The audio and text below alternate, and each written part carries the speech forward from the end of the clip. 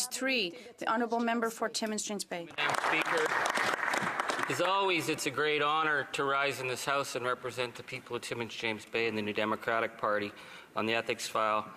But I'm not proud that we have come to this point, because we are talking about a fundamental crisis that has occurred in our country because the veil has been pulled back, thanks to the courage of the former Attorney General, to show us how corrupt the culture of insiders is in Ottawa. And I want to preface this by saying, Madam Speaker, there are two betrayals that we are dealing with. One is the attempt to undermine the rule of law, and I refer to former Attorney General, Liberal Attorney General Michael Bryant, who said that we're dealing with a constitutional crisis far worse than I envisioned. A bald attempt by the Prime Minister to exercise his authority over the semi-judicial authority of the Attorney General. And he goes on to say, I have never seen it used in such a brazen, reckless manner. So that is the subject that we are here tonight. But to people who are watching, there's a equally great betrayal. This Prime Minister gave people hope. He made people believe that politics could be different in Ottawa. And we ran against him and we ran against his party. But I have to admit that I came in 2015 thinking that maybe he was serious about open government. And maybe he was serious about reconciliation. And just maybe he was serious about the middle class that he always spoke about. And many people, and I know many of my friends in the Liberal Party, share those values, and they are hurting tonight.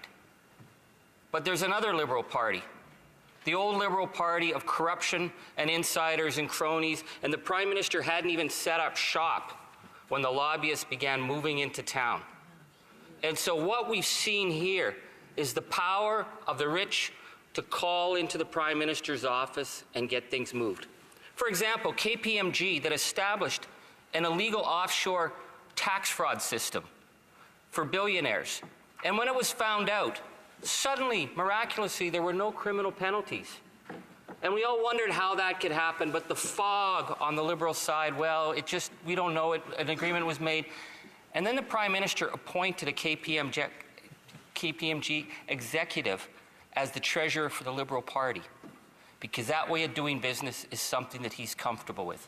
So we've never gotten to see the raw exercise of power until yesterday, when the former Attorney General spoke truth to power. And what did she say? She said that she experienced, quote, a consistent and sustained effort by many people within the government to politically interfere in the exercise of prosecutorial discretion. That is her role as Attorney General.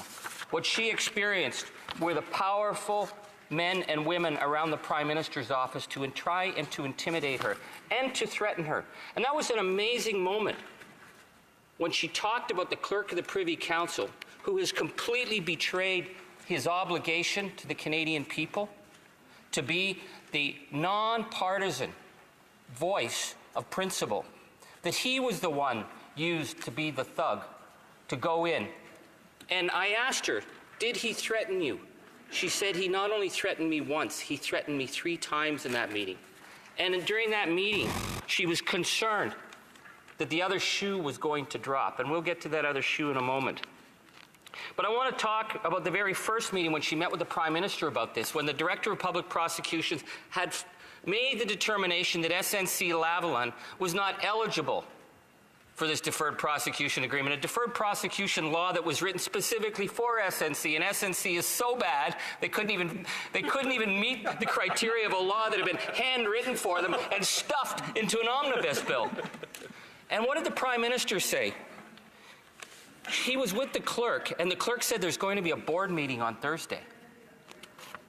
How were they making those connections? That they were talking about the shareholders, they were meeting, they had to have that decision.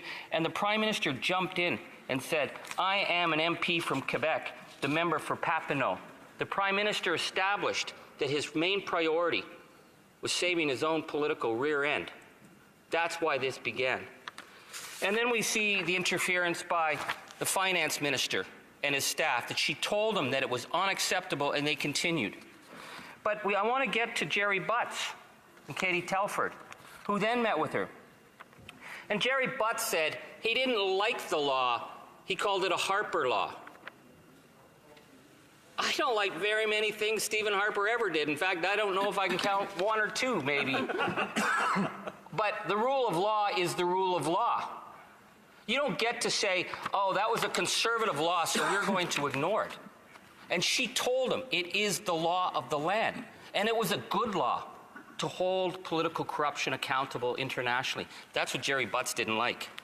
And then he said that there was going to be no solution that doesn't involve interference. So for any member on that side to stand up and claim that this was just the normal activities, it may be the normal activities of the corrupt old Liberal Party, but this is not the normal activities of how the judicial system works. It can't be done without interference. And then Katie Telford said that she wasn't interested in legalities. This woman still has her job. If you have a person in the Prime Minister's office who doesn't give a tinker's darn about the rule of law, they have no business being there. And what did Katie say? Katie said, hey, if you have any problems with it, we'll just get some prominent, important Liberal people to write some op-eds to cover it off. That is the corrupt, old Liberal way of doing business. But they were standing up against an Attorney General who said no, and who said that she was waiting for that other shoe to drop, which I spoke of before. She knew it was coming, and it did come. They told her she was being replaced. And the most damning testimony of all, the clerk of the Privy Council told her staff that the first order of business of the new Attorney General would be to put that SNC deal through. That is unconscionable. I want to say personally, Madam Speaker, that I have never made a secret of some of the major battles I have had with the Attorney General. The role of the Justice Department lawyers in suppressing evidence in the case of the St. Anne's Residential School has shaken me in my political life, and I have never felt confidence in the judicial system for Indigenous people because of the role of the Justice Department in suppressing that evidence. And I went to the Minister of Indigenous Affairs, who landed the campaign against the St. Anne survivors, and I begged him to stop. I begged him to stop this attack on people who suffered so much. And I approached the Attorney General, but she was the solicitor of the client of Indian Affairs. And I make no apologies for my anger about her failings then, but I learned now, thanks to the Attorney General, that what was going on behind the scenes was that she had come to Ottawa to deal with reconciliation. But what was she getting stuck with? She was getting stuck with looking after the rich friends of the Liberal Party. So yeah, we were very frustrated that the Attorney General was not moving on the Indigenous framework. And then we find out through this testimony that she was not given the Indigenous framework. The Liberal government wasn't interested in her doing the Indigenous framework. They wanted her to cut a deal for their rich insider friends. And last night, when I sat at that committee, I watched integrity. Yes. I watched someone who put her political career on the line and maybe has finished her political career, but she was not going to be intimidated. She was not going to be silenced. And I urge my friends in the Liberal Party who are as sickened in their core, and I know many of them are, as I am, do not go into the smear campaign. Do not continue this attack on her. Do not say it was her father pulling her strings. Do not say, oh, she couldn't take the stress. And do not, and I'm calling on my colleagues over there, do not do the next step that the Liberal government's going to do, which is starting the attack on her credibility. Because it is one woman who stood up to this Prime Minister. One woman who said what he was doing was unconscionable. And this Prime Minister needs to be accountable. He needs to come to committee. He needs to stop hiding. He needs to show Canadians that he could explain why the people around him were involved in such a corrupt interference and obstruction of the work of the Attorney General on a matter of corruption. And until he does that, he has lost his fundamental moral compass, and the Liberal Party is adrift. Thank you, Madam Speaker.